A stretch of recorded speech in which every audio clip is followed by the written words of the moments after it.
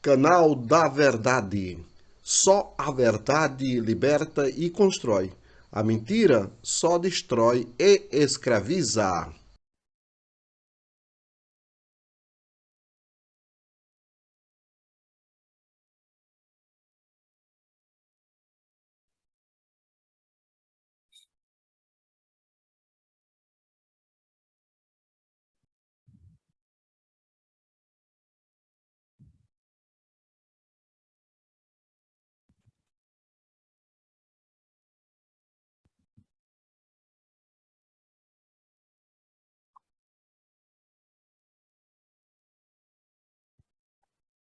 Olá, tudo bem? Bom dia, boa tarde, boa noite, conforme a ocasião. Nós estamos aqui hoje, aqui pelo canal José Milagre, pela Cyber Experts, para uma transmissão extraordinária, uma transmissão pontual, justamente para que nós possamos aqui, juntamente com grandes especialistas que foram convidados na área de perícia digital e informática, profissionais com anos de experiência, comentar o relatório do Ministério da Defesa, das Forças Armadas, ao TSE, em relação ao que se chama de fiscalização e não auditoria do processo eleitoral. Nós sabemos que foi divulgado nesse dia 9 de novembro um relatório ao TSE.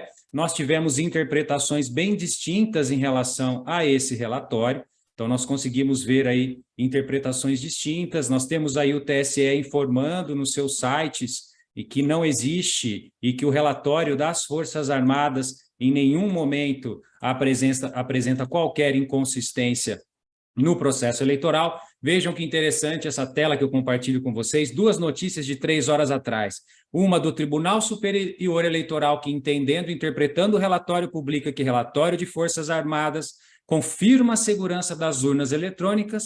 Por outro lado, 3 horas atrás, uma do governo federal, relatório de Forças Armadas, não excluiu a possibilidade de fraude ou inconsistência das urnas eletrônicas. E para tratar desse tema, antes de eu compartilhar aqui para vocês o relatório, onde a gente vai analisar tópico a tópico com os especialistas, eu estou aqui com dois grandes profissionais da área de perícia informática, são peritos forenses aí com mais de 20 anos de experiência na área, pessoas com consolidada experiência em perícias de assistência técnica, judicial, administrativa. Na área de sistemas, na área de engenharia de software, nós temos engenheiros, nós temos analistas de sistemas, e a ideia é que a gente possa compartilhar com eles. Primeiramente, eu quero dar aqui o meu boa tarde, bom dia ou boa noite para o Roberto Alessandro, esse profissional reconhecido aí na área de perícia informática, que está aqui nos ajudando também a interpretar, a esclarecer alguns pontos desse relatório. Roberto, obrigado aí pela oportunidade, bem-vindo aí à nossa live. Obrigado, Milagre. Obrigado pelo convite, um assunto relevante aí do momento para a gente conversar aí sobre os aspectos técnicos.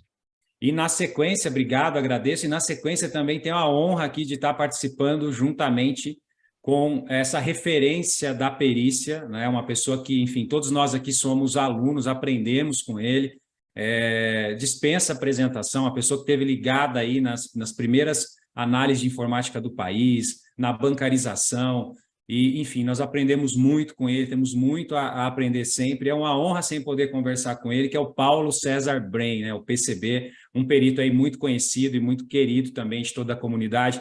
Obrigado, Paulo, pela oportunidade da gente discutir esse relatório. Pô, a honra é minha, é um prazer estar com dois grandes profissionais. Esse é um relatório extremamente importante para ser comentado e estamos aqui para esclarecer para as pessoas o que realmente significa esse relatório. Excelente, muito bem. Sem mais delongas, eu vou compartilhar aqui na tela o relatório.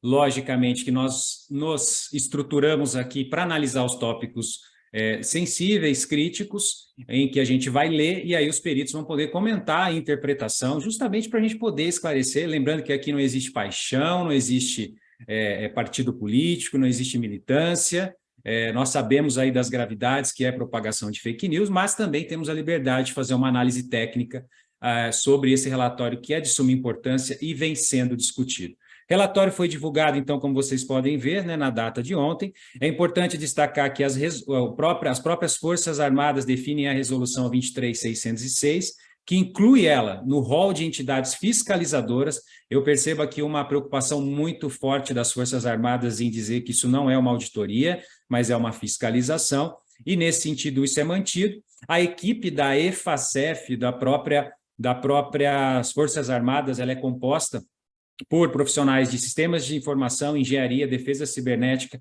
e engenharia de telecomunicações, e o relatório ele foi muito bem elaborado, bem feito por tópicos. Então, nós temos tópicos ligados a acesso ao código-fonte, à lacração, à zerésima, ao boletim de urna, e a ideia é que nossos especialistas comentem, falem aí sobre esse laudo e possam aí esclarecer as dúvidas que as pessoas tenham em relação a esse sistema, ao processo eleitoral como um todo, ok? No que diz respeito ao código-fonte, nós vamos começar, então, a tratar do código-fonte, ou seja, um código aí de mais de 17 milhões de linhas, segundo o próprio relatório. Esse código-fonte, a atividade de fiscalização do código-fonte, propiciou a equipe obter conhecimento sobre o código-fonte, e aqui nós temos alguns pontos interessantes que eu destaco em amarelo. A análise, isso é um aspecto temporal, fiquem atentos, isso não foi feito agora, tá? Isso foi feito no período de 2 a 19 de agosto de 2022, e foi verificado alguns códigos, como o sistema de apuração, de votação, o log das aplicações de totalização, conforme solicitado. E aqui a gente já tem alguns pontos que eu já vou chamar aqui os especialistas para ficarem à vontade para os seus comentários. É importante registrar que o TSE definiu limites ao acesso ao sistema, o que dificultou a análise de código-fonte. Uma reclamação muito forte que nós lemos aqui é que os testes só foram permitidos análises estáticas, ou seja, não ocorreu análises dinâmicas. Foi impossibilitada a execução, por exemplo, compilar e executar os códigos-fontes, fato que teve, por consequência, não compreensão da sequência de execução de cada parte do sistema, bem como o funcionamento do sistema como um todo.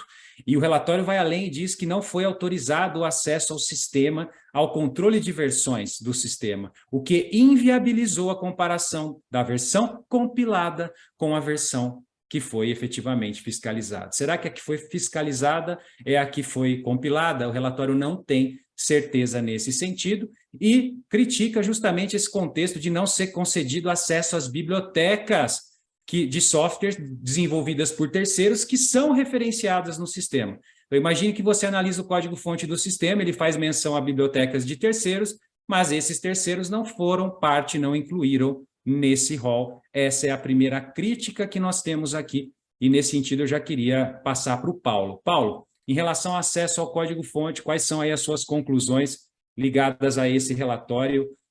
As Forças Armadas têm razão em exigir uma análise mais profunda, análises dinâmicas e ter acesso também a essas bibliotecas que são referenciadas pelo código? Fique à vontade.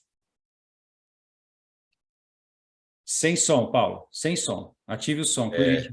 Então, primeiro, deixa eu só importante esclarecer aqui para quem é leigo o que é esse código-fonte e o que é o código binário, tá? Então, quando você vai fazer um software, você escreve instruções que a gente chama de código-fonte. E que, no caso aí, estão falando que são 17 milhões de linhas, o que, do meu ponto de vista, é extremamente exagerado, 17 milhões de linhas para fazer um sistema eleitoral. Normalmente, você faria isso com muito menos. Feito esses fontes, você passa por um processo que a gente chama de compilação, que gera um arquivo binário, ou seja, que você não consegue, o humano não lê, mas que o computador compreende. Ou seja, você lê os fontes e compreende, e o computador lê o binário e compreende. Então, essa é a diferença. Então, se eu não tenho acesso aos códigos-fontes, eu não consigo gerar um arquivo binário para comparar com o que está nas urnas. Então, é fundamental que ele exista. Sem isso, já fica inválido garantir que o fonte que foi escrito e que foi apresentado para mim representa o que está realmente na urna.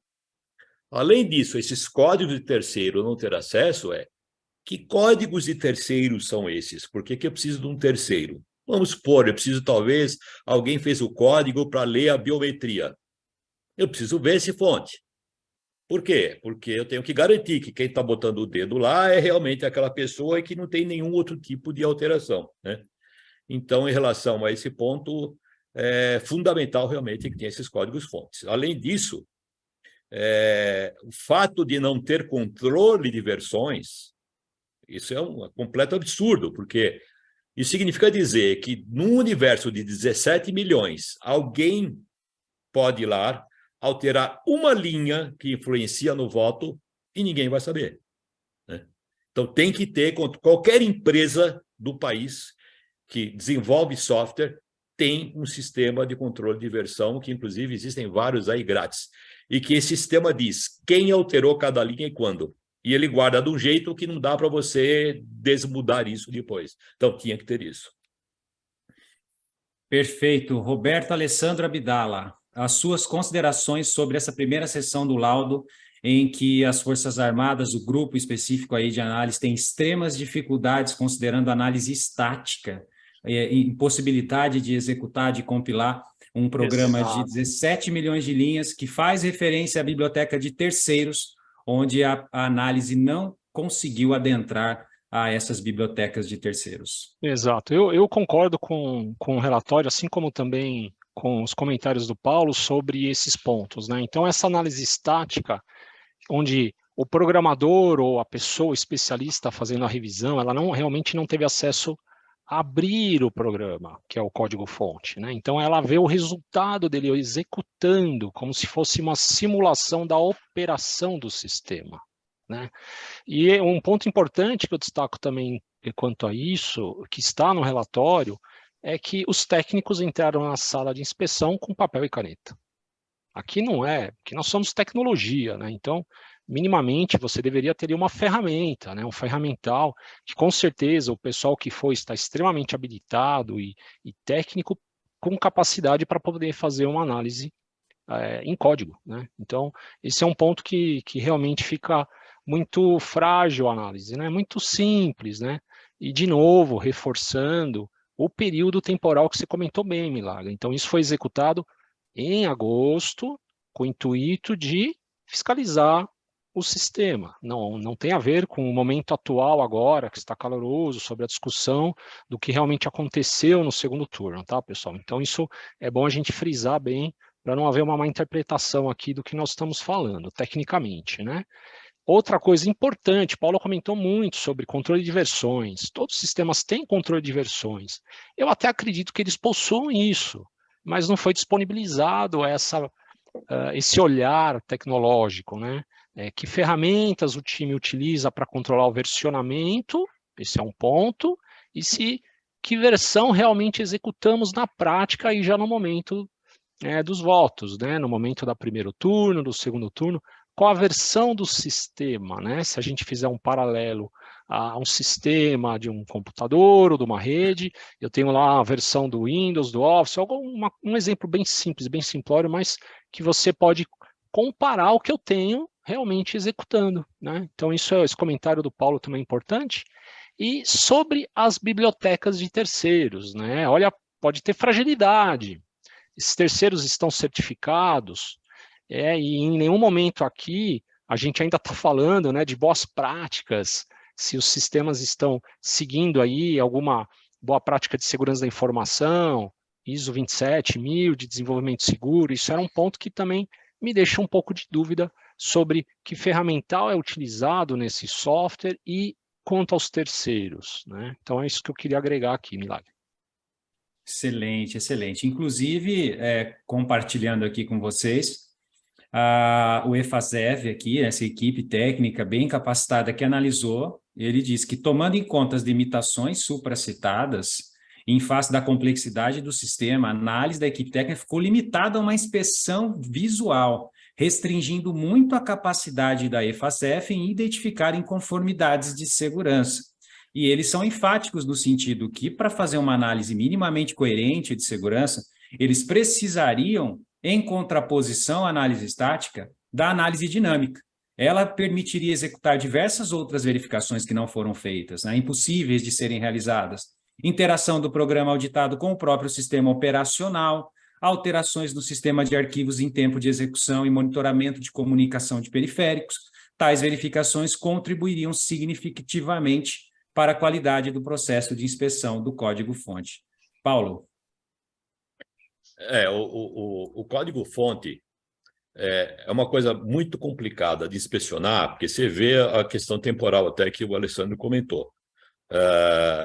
Foi feito isso em agosto, mas as urnas são preparadas, são geradas, mas nós estamos falando de 500 mil urnas de vários modelos, são 5 ou 6 modelos diferentes, em que você não tem como garantir que as 500 mil urnas sejam auditadas. Ou seja, o próprio processo de urna eletrônica, ele é impossível fiscalizar. Se você fosse fazer uma pesquisa com quem trabalha em TI, só com quem trabalha em TI, você acredita que a urna eletrônica é segura nesse ponto, as 500 mil? Conhece algum sistema que possa garantir isso? 99% vai dizer que não dá para garantir, não tem como auditar, é impossível, e o 1% que falar que é porque está na profissão errada, né? Porque realmente não dá. Existem meios de a gente fazer um sistema novo, que seja garantido 100% que não vai ter fraude, esse tipo de coisa, mas esse sistema que está aí, com o que foi feito e disponibilizado pelo TSE, realmente não dá para garantir. É interessante que a análise se faz do código-fonte, mas essa preocupação da EFASEB com o sistema operacional e as chamadas e modificações em tempo de execução é relevante, né, Roberto? Claro, claro, claro. Nós temos aí que pensar um pouco maior, né? Não focar só na aplicação propriamente dita, né? Então, o Paulo trouxe bem aí a variedade de equipamentos, o famoso hardware, né? Aí tem variantes de hardware, o sistema operacional que roda a aplicação, que está entre o hardware e a aplicação. Então, nós temos aí uma visão maior para garantir todo o funcionamento do sistema, né? E aqui eu percebi que o escopo está bem limitado, né, pessoal? Então, aqui, boa prática diz que a gente deveria fazer aqui uma fiscalização mais ampla dos sistemas, né? Perfeito. E as recomendações de aprimoramento, elas vão no sentido de que seja disponibilizado o acesso ao controle de versões na sala de inspeção, isso é importantíssimo, seja permitido o uso de ferramentas de análises dinâmicas de código-fonte e compilado, e não entrar com papel e caneta, né? Analisar 17 milhões de linhas visualmente, e seja concedido acesso a tais bibliotecas de softwares desenvolvidas por terceiros que foram identificadas como referenciadas nesse código-fonte. E a conclusão, no que diz respeito ao código-fonte, é que, diante do contexto, né, conclui-se que o acesso ao código-fonte em um ambiente com as restrições que foram colocadas e com insuficiência de ferramentas, apesar de ter propiciado algum avanço, não foi efetiva para atestar o correto funcionamento do sistema. Então, essa é a primeira conclusão que nós temos. E aí nós partimos para o terceiro item, que é um item... Nós saímos do código-fonte, esperamos aí que todos tenham entendido o código-fonte, que é justamente o código que, após compilado e geração dos hashes, ele ingressa na urna eletrônica e permite que o programa funcione da maneira que deve funcionar. Essa foi a primeira análise aqui que foi feita pela equipe do Ministério da Defesa.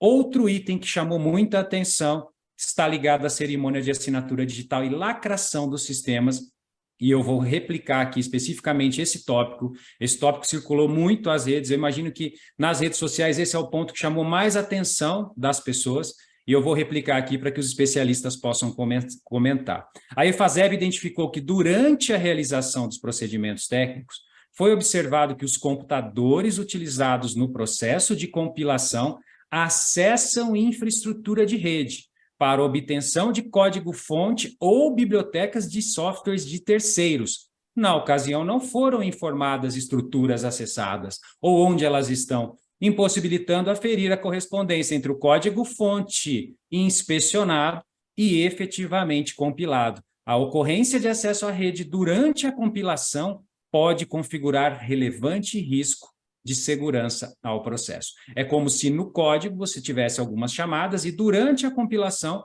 ocorressem outras chamadas em que não foi informado que estruturas são essas, quais as localizações e, conforme diz o relatório, é impossível aferir a correspondência entre o código que eles inspecionaram e o que efetivamente foi compilado. Paulo Brem, seus comentários. Então, traduzindo isso aí, o que significa isso? Quando eu vou compilar um programa deste porte, eu tenho que ter um computador que tenha todos os fontes, tudo que eu preciso neste computador. Ele não tem que estar nem ligado à rede, à internet, a nada.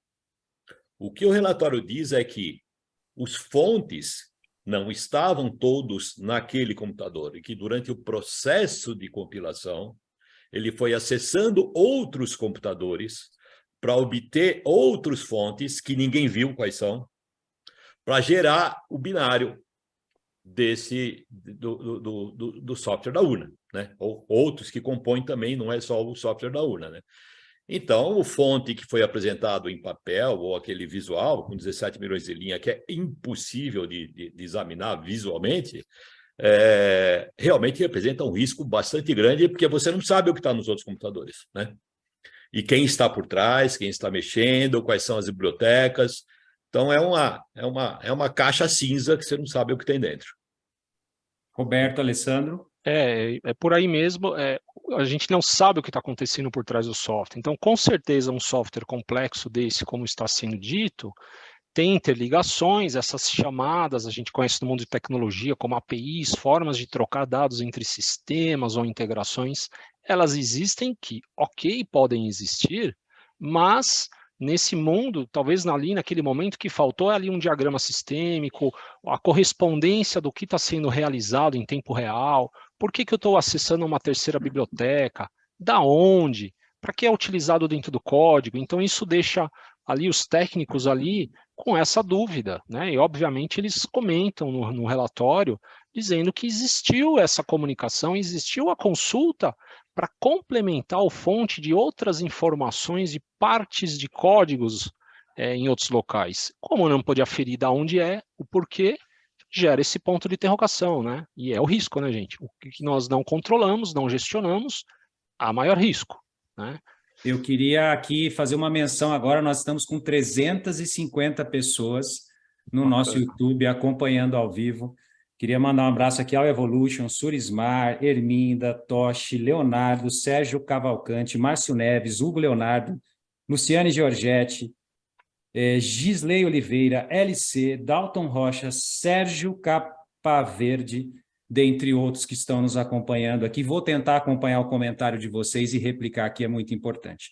Ainda falando sobre Mário Alessandro Couto também aqui participando, ainda comentando sobre o processo de lacração, existe aqui uma preocupação da EFASEV no sentido de que, e isso o Roberto vai poder explicar a nós muito bem, porque é um perito em software, já tive a oportunidade de trabalhar com ele, muitas vezes em lados opostos, assim como o Paulo, e é um perito muito hábil na área de software, e o Paulo também conhece muito sobre isso, e eu queria que fosse esclarecido isso para as pessoas, né? A importância de versionamentos. Por que o Ministério da Defesa dá ênfase no versionamento? Pode ser que as pessoas não entendam. Convém destacar, como foi solicitado por meio do pedido de esclarecimentos, o compartilhamento dos resultados de commit do controle de versões junto ao código-fonte, uma vez que essas informações permitiriam identificar se a versão lacrada sofrer alterações após a inspeção, além de ser possível retornar versões anteriores do código-fonte. Contudo, por meio da resposta ao pedido de esclarecimento, a EFASEV foi informada que o processo de inspeção do código-fonte não contempla a análise do seu histórico de modificações diárias e, por isso, não seria possível fazer um clone de repositórios. Ou seja, de forma muito leiga, esse é o código que eu quero que vocês analisem e não vou fornecer controle de versões. É essa versão que eu quero que vocês analisem. É isso mesmo que a gente pode concluir, Paulo Bren? Exatamente. É o processo, esse commit que está comentado aí, é o processo em que você libera, você está fazendo alteração num programa ou que já existe, ou um programa novo, seja lá o que for, e você pode ter N programadores mexendo nisso, e cada um mexendo num pedaço do programa. O processo de controle de versões faz esse controle de quem está com o quê. E quando você fala commit, que o pessoal até verbalizou isso e chama hoje de commitar, significa que você está juntando este pedaço que você fez e que está ok, no todo, que esse todo vai depois gerar o código binário para a urna eletrônica. Então, é fundamental que tenha isso, e se você faz uma alteração qualquer e tem um controle de versão, esse processo de commit registre, linha por linha, quem foi que mexeu. Então, uma vez gerado o binário, não pode ter mais nenhum commit, porque se tivesse algum commit, você tem uma fonte diferente, né? Quer dizer, Roberto, então, que se fosse permitido a análise dos commits, eu teria um histórico de todas as pessoas que alteraram o código-fonte com data, hora, IP, nome de usuário, que aplicaram pedaços de código, razão pela qual o Ministério da Defesa enfatiza a necessidade de analisar o histórico de versões. Seria mais ou menos isso, se você puder esclarecer como funciona a questão do versionamento e por que ele é importante para garantir a segurança aí do código do processo de lacração. Exato. Complementando isso com o que o Paulo comentou, realmente é importante ter essa informação e o que eu estou enxergando aqui, na preocupação dos técnicos também, é que qual foi a versão testada, né? Então, você imagina que num processo, num sistema desse, com tantos milhões de códigos, é natural, pessoal, que há modificações. É natural que haja versões. Mas qual é a versão que eu estou olhando versus a que está no equipamento? E outro ponto de interrogação, qual foi utilizada no processo eleitoral? Então, realmente, de novo, todos os sistemas desse porte, existem diversas modificações, existe um sistema controlando o versionamento, que é esse ato do técnico, do desenvolvedor, do dev fazer o commit, também tudo dentro do normal, do mundo de tecnologia, mas qual é essa informação?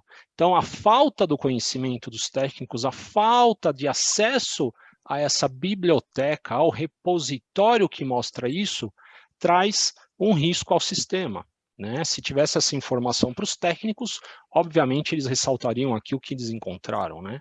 Para quem não é da área de tecnologia, é normal os sistemas sofrerem diversas atualizações. No dia a dia a gente vê nos nossos celulares, no nosso computador, o famoso Windows Update, iOS Update.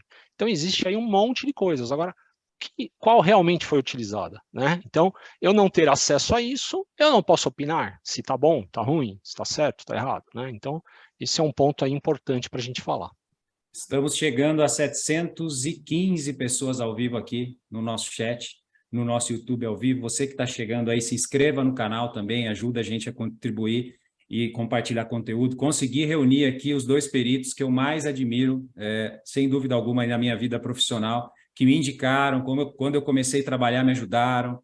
Eles sabem a gratidão que eu estou, para dispor do seu tempo no meio do dia para a gente analisar aqui, sem paixão, sem partidarismo, tecnicamente, a interpretação do laudo, que, aliás, diz, não está apurando o caso concreto, tá, pessoal? Não está apurando o crime informático, mas foi um relatório feito antes e que foi exposto agora sobre os processos da urna eletrônica. Então, eu não consigo, humanamente impossível, aqui agradecer a todo mundo, Hugo Leonardo, Luciana Brandão, Mário Couto, Reinaldo Andrade, Cláudio Andrade, Kelma Góes, Euler Guimarães, dentre tantos outros que estão participando aqui. Obrigado aí pela contribuição. E as conclusões de segurança nesse item, no que diz respeito à segurança, são ampliar o escopo da fiscalização, incluindo infraestruturas de TI externas ao ambiente de compilação, que contém os códigos-fontes dos sistemas eleitorais, e ampliar a verificação do perímetro de segurança cibernética para as infraestruturas de TI externas ao ambiente de compilação acessadas durante a compilação dos códigos-fontes. Paulo, o que a EFASEV quer, o que ela busca no sentido de aprimorar a segurança quando ela pede a ampliação do escopo de fiscalização para as infraestruturas externas? É isso que eu queria que você comentasse.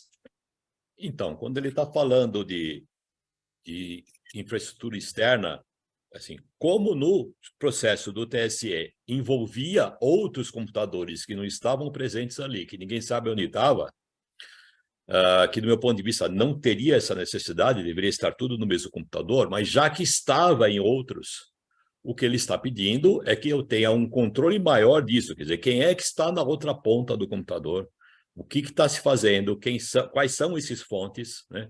Por que eles não estão embutidos todos no mesmo local físico? Tem aí um processo de compilação que não é normal você buscar fontes em outros programas, né? Em outras entidades, não é normal você ter esse processo. Se você tem isso, você tem dentro da própria rede interna, mas não fora da sua rede interna, né? Porque é sempre um risco de segurança. Você pode ter, quando a gente fala de eu buscar informação externamente a uma rede, esta rede pode estar comprometida e o que eu estou buscando ser alterado no meio do caminho. Tecnicamente, a gente fala aí do man of the middle, quer dizer, o homem no meio do caminho. Você tem sistemas de ataque que você interfere no que está chegando no seu computador, tem muita fraude nisso, e é feita uma alteração nisso. Então, você tem que ter essa garantia, que é isso que eles estão pedindo como recomendação, dessa ampliação dessa garantia. Roberto, quando a gente fala de engenharia de software, em security by design, você com essa experiência, eu tive a disciplina na faculdade, confesso que não sou bom de engenharia. É, hoje a gente está falando aí de uma certificação bem interessante, que é a CIPT mesmo, que trata sobre processos de segurança na construção de softwares.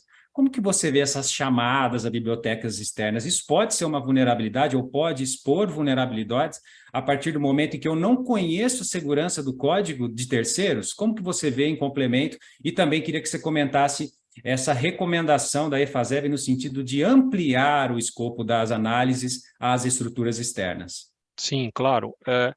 Com o mundo moderno hoje, a gente comenta que uma das principais vulnerabilidades são as integrações de sistemas, né? Nós chamamos tecnicamente de APIs ou outros métodos de consulta que muitas empresas usam, as software houses hoje no mercado utilizam bastante aí, concentrando num ERP ou num sistema funcionalidades que eles não têm numa terceira empresa, né? Por isso que tem o tema das integrações. Por outro lado, isso gera uma vulnerabilidade, são portas de acesso que esses sistemas se comunicam, né? Então nós estamos vendo aqui que existem bibliotecas ou funções, códigos, botões, recursos que o sistema principal utiliza de terceiros, e é onde o relatório está sendo muito claro para querer verificar amplamente o sistema. Eu não quero olhar só o coração é um mecanismo interligado, né? Um grande sistema. Então ele quer olhar esses periféricos, como é que eles se falam, de que forma, é seguro ou não? Como o Paulo falou, existe um método de interceptação famoso, né? O homem do meio, o que a gente brinca, né? Que é uma forma de você interceptar dados. Se esses dados forem seguros, criptografados, provavelmente não vai ocorrer essa interceptação, mas será que é? Nós temos que avaliar, né? Então, sobre a sua primeira pergunta da integração e da boa prática, a boa prática é que todo o sistema interno ou terceirizado ou integrado esteja dentro do Security by Design, Security by Default, como rege as leis, as normas, né? Então, isso precisa estar incluso nas boas práticas, né? E ampliar o perímetro, que é a sua segunda pergunta, sobre a infraestrutura. Então a gente já percebeu que o sistema não é único, isolado, ele não é standalone, né? Então ele está integrado com outros mecanismos, outros servidores, ou parte do código está fora, ou o banco de dados está em outro lugar. Para isso que precisa ampliar o escopo dessa segurança, né? Então a gente tem que pensar na topologia maior, externa, olhando aquele mapa inteiro de sistemas e englobar todo o mapa na revisão, todo o mapa na fiscalização, senão a gente está míope na análise técnica. Excelente, perfeito, obrigado. A gente está com 1.100 pessoas ao vivo aqui acompanhando a gente, quero agradecer muito todas essas pessoas, Tiago Santana. O Charles Nunes coloca que o TSE não adota frameworks COBIT, IT, o PMBOK, ISO 27001, 27002, 27005, questiona vocês, né, sobre as melhores práticas. E o Rick Gaming coloca, que isso, auditoria dinâmica no código-fonte, Sócrates, se não liberou o código, pode vasculhar, que tem muitos outros detalhes. Aqui é a opinião das pessoas que estão participando aqui do nosso chat. Estamos com 1.100 pessoas ao vivo aqui.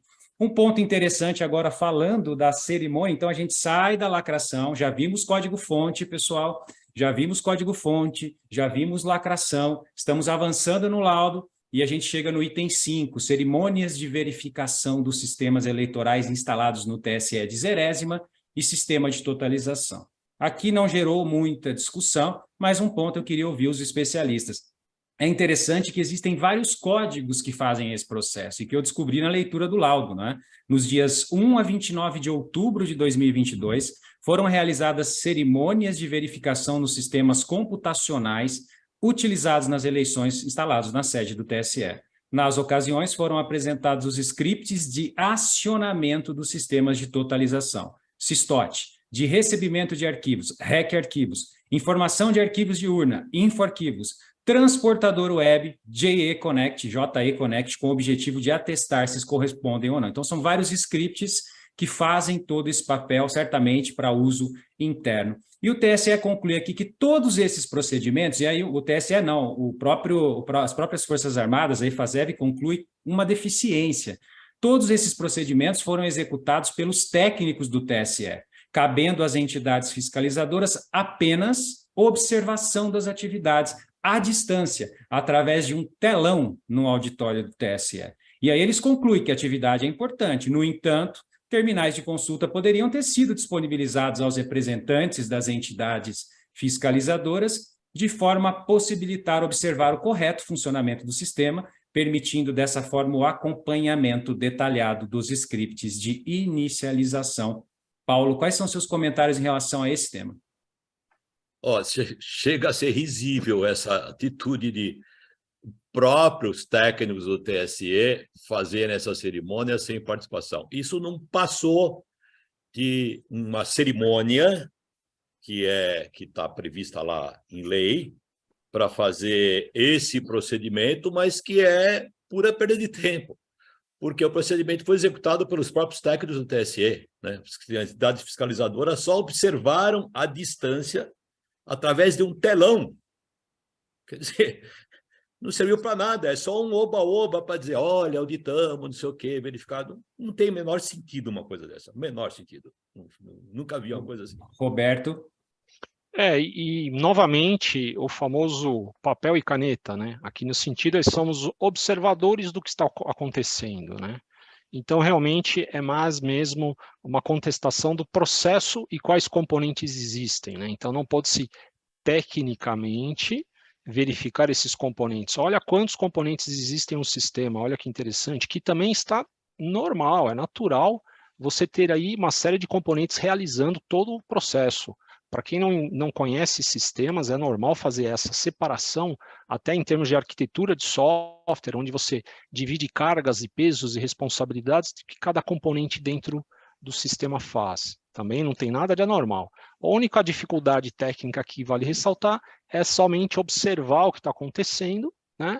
Não poder realmente, tecnicamente, abrir como é o processo codificado de cada componente desse, a comunicação, que nível de segurança tem, como é criptografia, como são as APIs, aí com certeza tem um mundo por trás aí de comunicações que a gente não teve oportunidade, nem os técnicos das Forças Armadas, oportunidade de verificar tecnicamente o que está rodando por trás.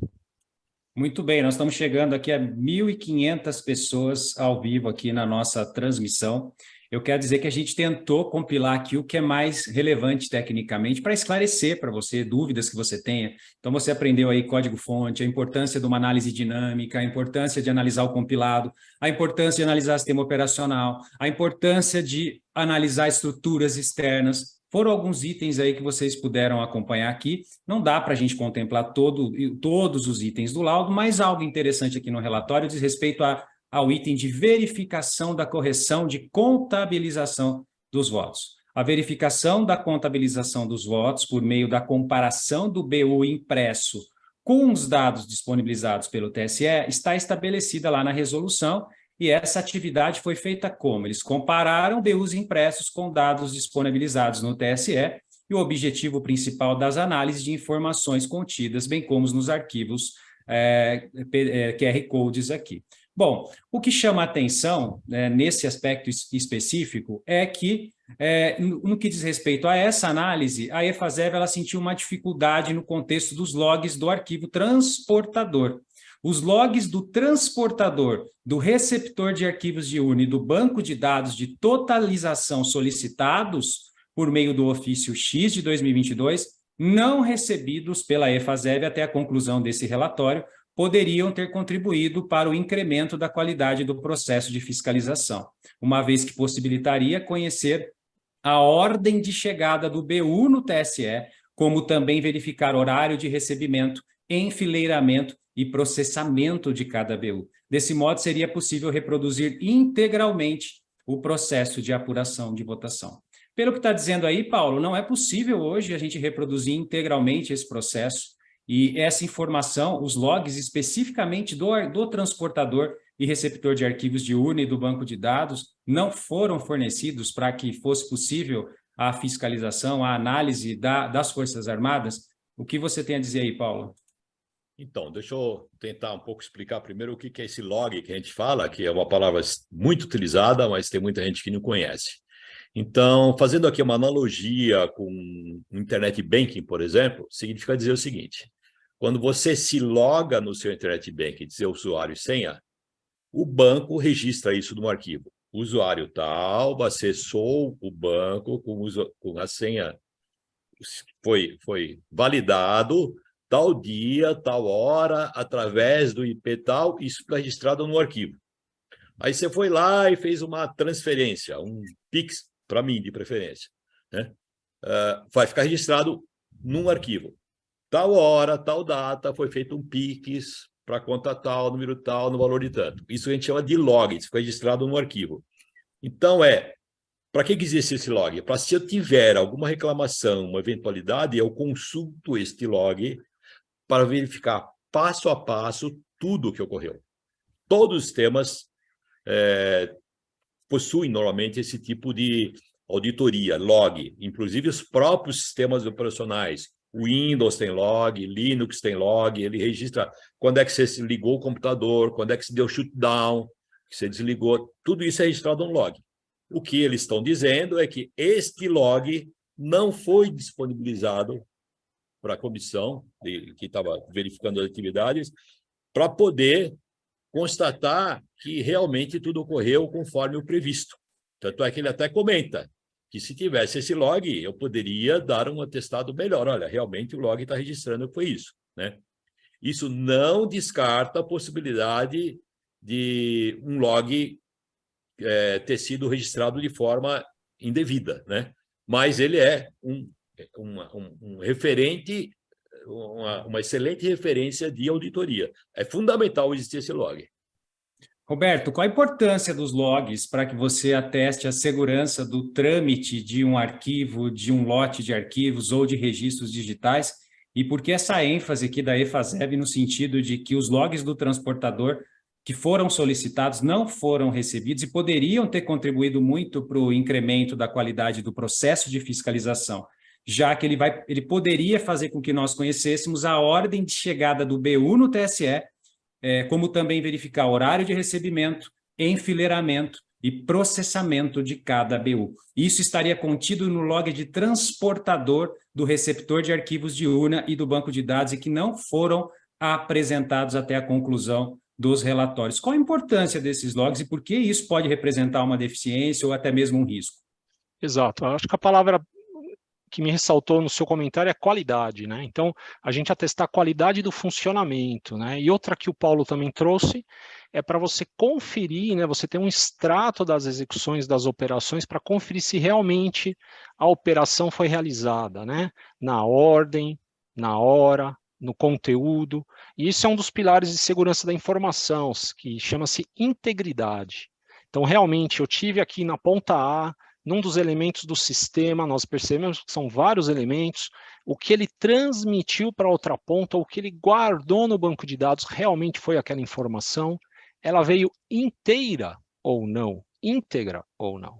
E aí vem o tom de você auditar em qualidade de software, né? Realmente a aplicação gerada refletiu na informação armazenada no banco de dados ou não. Então, são componentes, e o log é uma das coisas mais utilizadas para o time de qualidade, o time de QA dos times devs, averiguar se realmente as coisas estão fluindo da maneira que foi projetado, né? Esse seria o meu comentário. Então, logs, um registro eletrônico que registra, traz metadados sobre uma atividade, como, por exemplo, o transporte dos boletins de urna, nós poderíamos encadear ele sequencialmente, o que o relatório fala de enfileiramento. E até os logs precisam de proteção, né, Paulo, Roberto? A gente fala muitas vezes que os logs, eles são um elemento de auditoria, mas se eu dou permissões para o log, ou eu não tenho ali uma diretriz que protege esses logs, eu posso ter a construção de logs, assim, falando hipoteticamente também, né? Sim, sem dúvida, porque se a gente for, por exemplo, fazer uma analogia com a gente que faz, por exemplo, perícia judicial, quando a gente vai, como a Bauri aqui, por exemplo, tem Windows, Então, você tem uma missão de olhar um computador de uma pessoa, se teve fraude, se teve problema. Lá fica registrado, por exemplo, se a pessoa apagou um arquivo. Então, isso fica logado pelo sistema operacional e que ele normalmente não tem acesso, mas o administrador do sistema tem acesso, né? Então, o cara fala, não, eu não peguei esse arquivo, não pode olhar no meu computador que não está. Realmente, se você for olhar, não está. Mas se você for olhar o log, vai estar mencionado que o arquivo tal foi deletado por tal pessoa, tal dia, tal hora, né? Então, tudo fica registrado em log. O sistema operacional utiliza muito isso. Quando você tem um problema no programa, que deu um erro, alguma coisa, o próprio programa tem o seu log para falar, olha, deu erro por causa disso. E aí o programador vai no log, verifica por que ocorreu o erro e corrige. Por isso que o log é importante. Ele realmente, como o Alessandro comentou, é a integridade de tudo, né? Ele é fundamental para isso e só o administrador, normalmente, do equipamento é que tem acesso a isso. Roberto? Tá certo, isso mesmo. Até o acesso, né? Vocês dois comentaram sobre acesso. Quem tem acesso ao log, obviamente, o time de desenvolvimento, o time de acesso. E em muitas aplicações, onde a gente implementa aí certificações como ISO, tem um capítulo inteiro sobre log. Não só ter o registro, como auditar é uma boa prática, né? Então, você conferir como está o funcionamento dos seus sistemas, servidores, firewall. Então, realmente, o log ali é um repositório onde você pode reproduzir o fato, reproduzir as ocorrências, né? Como a gente comentou aqui, as operações, né? Então, você vai conseguir. Não ter acesso a isso, de novo, é um ponto de interrogação, né? A verificação dos técnicos fica limitada, que eu acho que esse é um ponto importante aí, que o propósito é fazer a fiscalização do sistema com o olhar de segurança da informação, e um dos pontos é você obter os registros das operações, né? Infelizmente... E outro ponto também que eu chamo a atenção, quantas perícias nós fazemos, por exemplo, em que um agente mal intencionado, ele altera a configuração de um sistema, vamos pensar aqui num postfix de e-mail, e ele consegue mexer, alterar kernel do sistema operacional para não exibir as configurações que foram alteradas, por exemplo, por uma escuta. Então, a importância do log não só de aplicação, mas também de um acesso, ampliar o escopo dessa perícia para o sistema operacional e para os logs desse sistema operacional, Paulo. Exatamente, porque você pode ter um software que você faça N coisas, mas quando você vai fazer uma transmissão, alguma coisa, quem faz isso é o sistema operacional. Então, o sistema operacional não auditado, ele pode interferir no que você está mandando e modificar essa informação, né? Então, 100% do que compõe uma urna tem que ser auditado. A BIOS, que é o sistema que controla todos os periféricos, né? O software que está na biometria, que é um software normalmente separado, né? Todos esses componentes têm que ser auditados e verificados, né? Só que é muito difícil conhecer. Eu acho que é impossível fazer isso em 500 mil urnas, né? Porque você consegue fazer uma amostra, mas no todo você não consegue. Por isso que o processo de compilação e lacração com a extração dos hashes é muito importante. Roberto, você poderia explicar para o nosso público quando o Tribunal Superior Eleitoral fala lacração de urnas, geração dos hashes, qual a importância dos hashes para atestar a integridade daquele código que está sendo instalado em um hardware e um equipamento? E você comentou também na nossa conversa em off aqui da importância da análise do hardware no escopo da perícia. Se você puder esclarecer aqui para o nosso público, nós estamos com 3.200 pessoas online ao vivo. Fátima, Sônia, Gilmar Lima, José Bruno, Ana. Pessoal, coloca a cidade de vocês, por gentileza, quem puder colocar a cidade. E se inscreve no canal, porque a gente vai continuar reproduzindo esses conteúdos sempre online, gratuito e semanal. Roberto, é com você. Exato. Primeiro sobre o hardware, né? O equipamento que roda o sistema, né, Milagre? Veja só. Então, eu estou aqui com o foco no programa ou na aplicação de votação. A gente já viu aqui quantos componentes ele possui, quantas integrações. De novo, é natural existir isso, né? Mas pensa que a máquina, né, a plataforma, o hardware que roda esse sistema, como é importante você verificar aí a integridade, a saúde, a proteção, que mecanismos de proteção existem. Só né? aproveitando e te interrompendo, a pergunta do André Tavares, que essa dúvida é de todo mundo. Embora o relatório tenha dito que não pode ser possível aí eu comprovar se o código que foi analisado é o compilado, a pergunta do André Tavares aqui, nós estamos com 3.100 pessoas online ao vivo, é o código-fonte é apenas uma urna ou ele é geral? E eu acho que aí fica interessante, porque você já ia explicar, mas já vai pegar o gancho aqui na pergunta do André Tavares, que fez a pergunta no YouTube. Exato. Então, imagina aí chegando já na aplicação, né? Na lacração da urna, ou seja, eu fechei ela com todos os componentes para ser utilizado. Que componentes são? Então, nós falamos da máquina, do equipamento, do software que ela tem, que foi compilado, e para que eu garanta o que eu tenho nela, eu faço um controle de assinatura, o que nós chamamos tecnicamente de hash. Então, eu controlo um arquivo, um programa, um sistema com a sua assinatura digital. Toda vez que esse arquivo é manipulado, é alterado, é melhorado, essa assinatura ela é modificada. Então, é uma assinatura única. E esse é um método que nós utilizamos, né, Milagre e Paulo, em todas as perícias para garantir uma prova que ela não seja adulterada. Né? Então, eu assino esse hash, eu guardo essa informação para testar que aquele arquivo, na data e hora, com aquele conteúdo, tinha um número sequencial, né? Um número hexadecimal grande.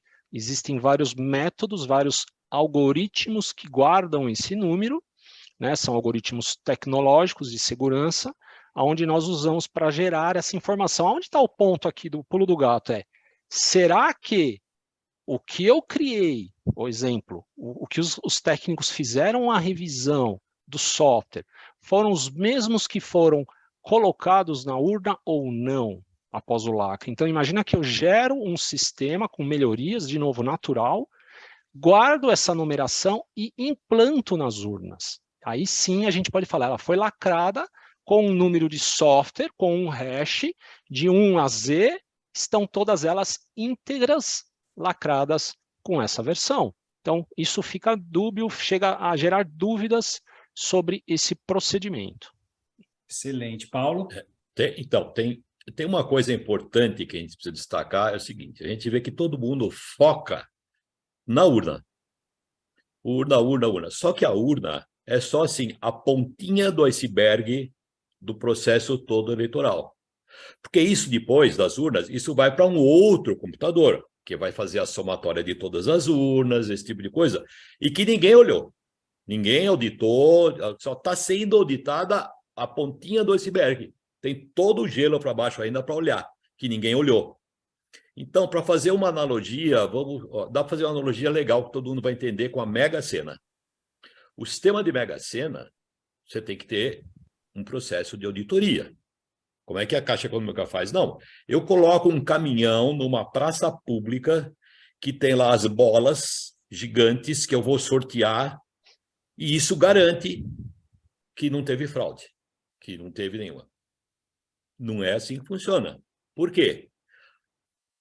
Em teoria, eu poderia ter alguém dentro do computador, do mainframe do banco, que se ele tiver acesso a um banco de dados, ele poderia, em teoria, introduzir uma aposta assim que caiu a última bola. Então, só que está tudo bem na sua bola. Então, como é que eu poderia contornar isso? Bom, o único jeito de contornar e garantir 100% que não foram introduzidas novas apostas seria a Caixa Econômica disponibilizar todas as apostas no site dela, num arquivo texto, que seria pequeno, porque são números pequenos, que qualquer um possa fazer download desses votos, dessas apostas, e aí faz o sorteio, aí cada um pode conferir. Então, esse seria um sistema com garantia 100% de certeza que não vai ter fraude, né? Na urna, acontece a mesma coisa. A gente está vendo só a urna, que seria o quê? Um caminhão com as bolas. Mas o resto todo, ninguém está vendo, né? Então, tem todo esse trâmite. E além do resultado, tem o TSE que divulga, que, embora seja TSE, também tem que ser auditado para ver se o resultado que ele está divulgando é o resultado efetivamente buscado naquela informação, né? Então, a coisa é muito ampla, é muito complexo. Por isso que é impossível você conseguir auditar e verificar o processo de urna eletrônica do jeito que é hoje para garantir com 100% de certeza que não teve nenhuma adulteração. Muito bem, a gente vai passar então para as conclusões. Estamos com 4.000 pessoas ao vivo aqui: Madrid, Orlando, Ashbel São José do Rei, Lilian Campinas, Josiane São Vicente, Torquato Recife, Mari Pausu, Heraldo Pirituba, Visão da Itália, Alberto São Paulo, Maria Mato Grosso, Manuel Manaus, Rede de Paraupebas, André São Bernardo, Petrópolis, Rio de Janeiro, Guarulhos, Vinhedo, Miraji, Nova Iguaçu, Orlando, Miami, Timburi, Salvador, Cuiabá, Taubaté, Recife, Piracicaba, Santo André, Bagé, Teresina, Natal, e aí vai, pessoal. Rio Grande do Norte, Aracaju, Brasília, Curitiba, Niterói, Tremembé, Pedra Azul, São Leopoldo, Rio Grande do Sul, Icó, Ceará, Rio de Janeiro, Paraíba, Nova Friburgo, enfim. Quero agradecer muito aí, 4.000 pessoas online. Esperamos estar contribuindo com vocês e vamos passar já na sequência para as conclusões do relatório das Forças Armadas da EFASEV aqui. Nesse item, ela sugeriu a implementação de um campo no BU com dados do voto em trânsito para presidente, uma vez que ela não conseguiu identificar expressamente a informação quando executada em conferência com o BU. Em alguns casos, a disponibilização do BU no site do TSE ocorreu somente no dia seguinte da eleição, prolongando o tempo da execução da tarefa. É importante destacar, então, que aqui o relatório das Forças Armadas, no item 9, ele traz um resumo das oportunidades de melhoria. Então, ele traz óbices, que são os itens que eles encontraram que foram prejudiciais, que nós já falamos aqui, a gente não vai repetir todos, e oportunidades de melhoria, no que tange ao código-fonte, à cerimônia de lacração, à cerimônia de verificação, aos testes de integridade, ao projeto piloto de biometria, à verificação de contabilização dos votos, e nesse sentido, nós vamos analisar aqui os que a gente considera aí, que são alguns que chamaram a atenção, que é a abertura do código-fonte, a cerimônia de lacração, do escopo e das bibliotecas externas. Nós tivemos também aí a questão envolvendo a verificação da correção da contabilização de voto, que é o que a gente já tratou aqui sobre, inclusive, os logs do transportador que não aconteceram, e aí nós passamos para as conclusões. No que diz respeito ao código-fonte, nós verificamos aí que a maior preocupação que nós identificamos aqui é a questão da análise estática e não da análise dinâmica e mesmo das bibliotecas que são chamadas pelo software. No que diz respeito à lacração, também outro problema em relação às bibliotecas que não foram analisadas. As Forças Armadas chamam a atenção que fica muito difícil assegurar que a versão analisada é a versão compilada, até porque os controles de versionamento não foram disponibilizados, e no que diz respeito também nós vimos aqui a correção de contabilização dos votos, a questão dos logs. Logs são essenciais porque eles documentam o trânsito, eles são metadados que registram ações em um sistema. Quem alterou um sistema, quem transportou, como isso chegou, data, hora, fuso horário, IP, dentre outras informações. Então, nesse sentido, antes da gente passar aqui para as conclusões, que basicamente são nesse sentido, a própria EFASEV diz que aí os testes eles estão acompanhando e ele trata esse relatório como uma contribuição para aprimoramento, com vistas ao máximo de transparência do SEV, fiscalizado o processo eleitoral do corrente ano, entende-se como importante promover uma análise minuciosa dos códigos binários que efetivamente foram executados nas urnas, para superar dificuldades e lacunas da fiscalização e carência de maior certeza. É importante destacar que não foi analisado o binário, não foi possível executar um binário, acompanhar o comportamento desse binário, as chamadas ao sistema operacional e assim por diante. Então, nesse sentido, eu vou deixar livre aqui o perito Paulo César Brenha, essa nossa referência, aí, os primeiros peritos em tecnologia do país, e o perito Roberto Alessandro Abdala, para que eles trouxeram apontamentos para a gente fazer essa discussão final, e aí a gente vai encaminhar para a conclusão. O pessoal está pedindo aí que essa live fique gravada, nós vamos deixar sim essa live gravada. O objetivo aqui foi sem partidarismo, sem caso concreto, mas analisar tecnicamente. Nós todos aqui, os três são peritos judiciais, então a gente acompanha isso no dia a dia e nós sentimos interessante poder esclarecer um pouco mais, até para sanar algumas dúvidas, alguns mitos, desmistificar algumas situações que estão sendo faladas e agradecer esses mais de 4.000 pessoas que estão aqui colaborando, colocando questionamentos. Deixe seu comentário, não deixa de se inscrever também no canal, que o nosso conteúdo é semanal, você é avisado e é gratuito para você. Paulo, a palavra é sua, fique à vontade aí para suas considerações, para o debate. A gente está num debate final sobre as suas considerações técnicas, sobre os encontrados, os findings da EFASEV aí, que é esse grupo do Ministério da Defesa, que, por resolução eleitoral, tem competência para atividade de fiscalização, não de auditoria. Eles dizem muito isso, que auditoria é TCU, né? As suas considerações, Paulo. Primeiro, eu gostaria de parabenizar até todas as pessoas que participaram da elaboração desse relatório, porque ele está muito bem feito, ele é bem claro. Vamos dar o nome aqui, vamos dar o nome aqui para eles rapidinho, então. Ó. Vamos lá. É o Coronel Marcelo Nogueira de Souza, Coronel Aviador Wagner de Oliveira da Silva, Marcos e o capitão da fragata Marco Rogers Cavalcante. Eu imagino, né, o Paulo Sérgio Nogueira é o ministro da Defesa, mas eu imagino aí que existe toda uma valorosa equipe de peritos que, inclusive, estão na introdução do laudo, que são cientistas da computação, engenheiros da computação, que também cumpriram seu dever nas resoluções eleitorais e estiveram seguindo as determinações do TSE. A grande discussão é quando essas determinações vão abranger um escopo minimamente coerente para uma análise profunda que um sistema eleitoral se espera, mas foram essas aí as pessoas que no dia 9 de novembro assinaram esse relatório do Ministério da Defesa. Paulo, é contigo. Então, uma coisa que é importante, a gente analisar o relatório, ele é bastante fiel ao que realmente aconteceu, só que se você pegar uma pessoa que não tem conhecimento de tecnologia, e a gente vê isso pelas próprias coisas que estão colocadas na imprensa, e que você olhar aí, um dos itens que você colocou aí por último, tem uma questão aí que é o teste de integridade.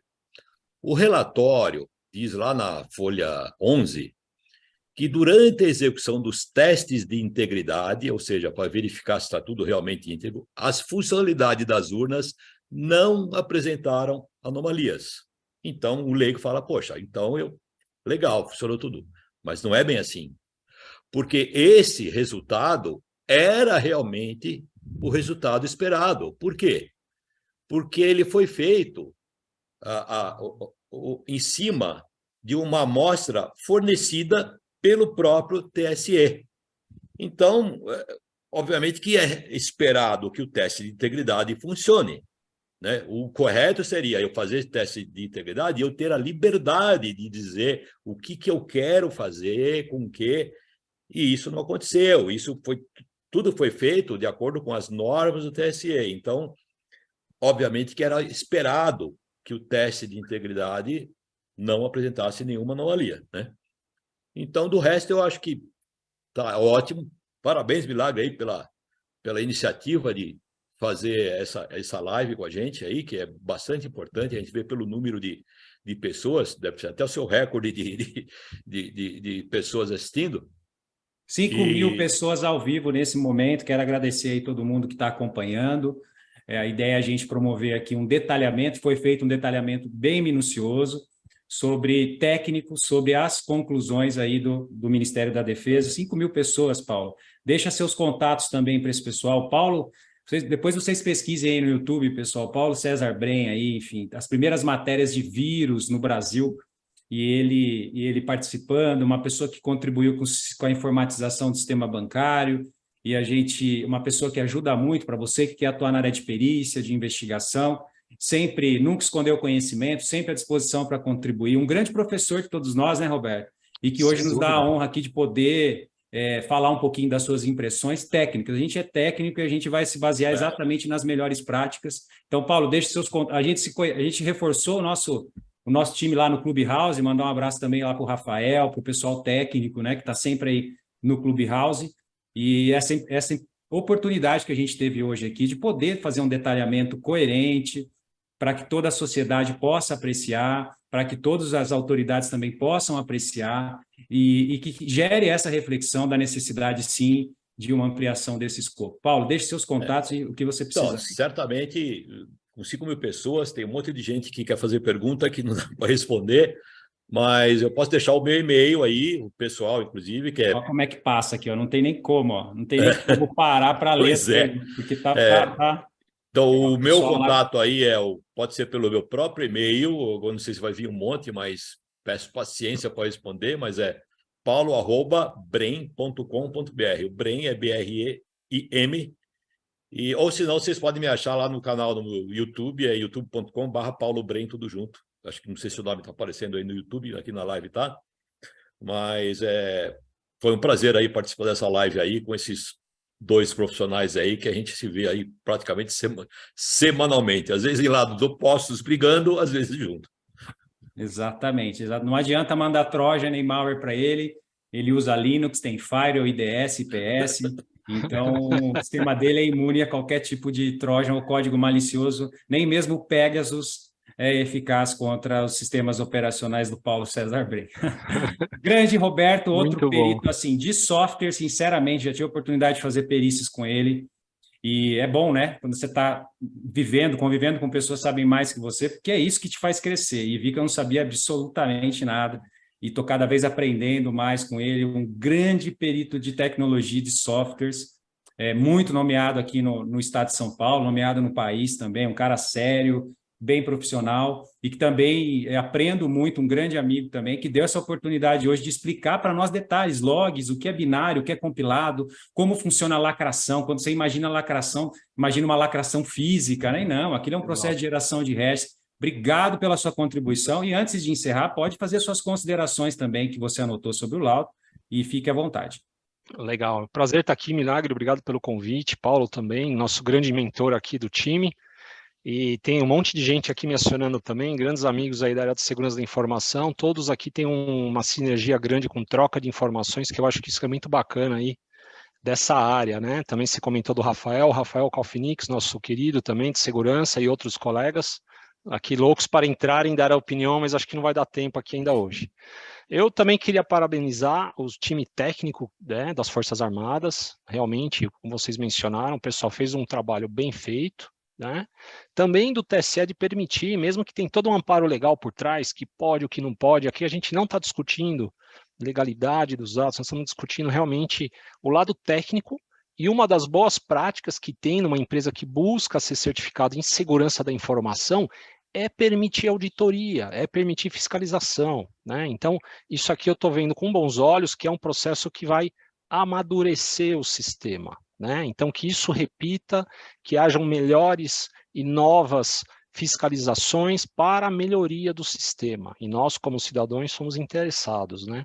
E para concluir, o que eu assim, percebo tecnicamente é que a auditoria foi muito limitada, essa fiscalização, corrigindo, não foi auditoria, foi muito limitada, né? Então a gente viu que você auditou um pedaço do código de um formato muito restrito, então eu não consegui realmente olhar o código-fonte como deveria ser olhado, né? Então isso já deixa a qualidade da fiscalização muito baixa, né? Esses acessos externos que a gente percebeu, os sistemas se comunicam com coisas fora, mas que componentes são esses? É seguro? O que está trafegando? Também não sabemos, né? Então, tem as bibliotecas, né? Esse histórico de modificações também deixa aí um pouco de dúvida sobre o que realmente foi utilizado no processo de lacração, né? Esse histórico que a gente falou tanto, log, a gente poderia recontar os votos, reproduzir, né? Fazer ambiente de simulação, para ver realmente a efetividade, a precisão do sistema, né? Então, esses pontos aqui são pontos de melhoria que o pessoal, os técnicos, colocou muito bem no relatório, que só vai agregar, só vai trazer uma segurança maior, né? Os pilares da segurança da informação, como da integridade, vai deixar com que as pessoas, que somos nós, que utilizem esse sistema, fiquem mais tranquilos, que tenham um processo mais transparente, um sistema mais confiável. Esse é o propósito, né, Milagre, do relatório, né, sem cases eleitorais aqui, então é bem do fundo técnico, e mais uma vez agradeço aí a participação, aí, espero ter contribuído com todo mundo. Uma honra, quero agradecer muito a sua oportunidade. E agora você que está nos ouvindo tem condições de responder aquela pergunta tecnicamente. Duas notícias, duas visões a partir do laudo técnico que foi apresentado ou do relatório. A visão de 18 horas atrás do TSE, que relatório das Forças Armadas confirma a segurança das urnas eletrônicas, ou a versão do governo federal, que foi publicado há 3 horas atrás, relatório das Forças Armadas não excluiu a possibilidade de fraude ou inconsistência.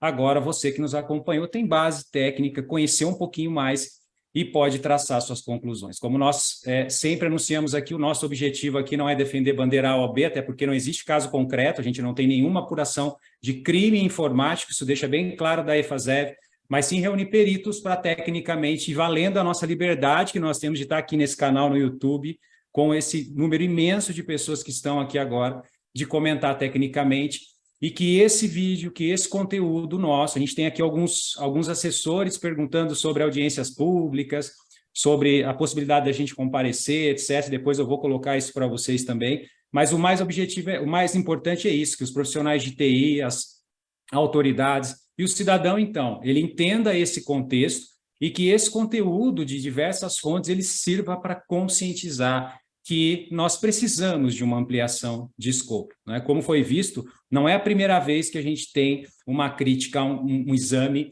que falha no sentido do escopo. Tudo é muito definido, tudo é muito fechado, entro com papel e caneta, faço análise de 17 milhões de linhas especificamente estático, sem possibilidade de acessar outros programas, etc. E é lógico que isso limita as explorações que nós poderíamos fazer e, consequentemente, a possibilidade de encontrar vulnerabilidades. E o que a gente vê como grande contexto dessas conclusões é isso, olha, muitas coisas podem melhorar para que os exames sejam mais efetivos. Quero mais uma vez agradecer vocês aqui, a todos que estão acompanhando aí, 5.000 pessoas acompanhando aqui também no canal. Pedir para você, antes disso, deixar os contatos, Roberto, deixa seus contatos também, senão eu vou cometer uma falha aqui, o Paulo deixou os contatos. Quem quiser entrar em contato com o perito Paulo, ele já passou também, perito judicial.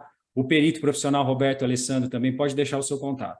Legal. Manda por e-mail mesmo, perito@bcainfo.com.br. Aí estou aí online. Perfeito. Né? E Milagre, lembrando... E também anda no Clubhouse de vez em quando, né? Estamos aí com o time. E lembrando, o importante desse laudo, que muita gente me questionando aqui, é quando foi feito, né? Não é pós-eleição. Isso foi feito em agosto, concluído em outubro, com as últimas informações técnicas para não confundir o que a mídia tem gerado aí algumas polêmicas por falta de conhecimento, né? Então, né, Milagre, é bom, importante reforçar isso aí para o pessoal. Importante destacar também, o nosso compromisso aqui não é com fake news, mas analisar o relatório que foi publicado, então fique atento à data da análise, isso não é recente, e é muito importante que parabenize o TSE, porque oportuniza a análise, mas de fato precisa atentar para as contribuições daqueles que se dedicam e que, por resolução, têm o dever de fiscalizar esses processos e que as melhorias sejam implementadas e esses escopos sejam ampliados, conforme nós explicamos aqui. Qualquer dúvida que você tenha, nos acompanha aqui no canal, se inscreve no canal, deixa seu comentário aqui, a dúvida, eu vou tentar passar para os peritos responder, e semanalmente a gente vem com mais conteúdo aqui e na Cyber Experts também. Agradeço a oportunidade, o tempo de vocês aí acompanhando a live, agradeço mais uma vez os peritos, e a gente fica sempre